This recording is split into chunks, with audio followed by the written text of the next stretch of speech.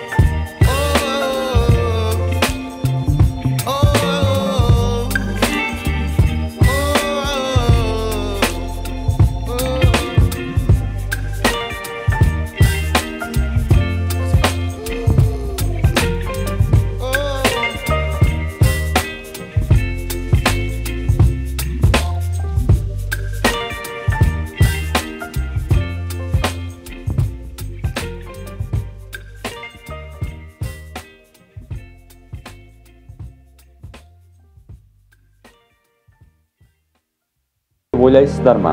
Мен айтқан ең негізгі 3 ережемен келісесіздер ме? Комментарияға жаза кетіңіздер. Пайдалы болса жақындарыңызға таратып, салауатты өмір салтын ұстануды бастаңыздар. Менің осы видеома лайк басып, каналға жазылыңыздар. Менің келесі видеоларымда кездескенше.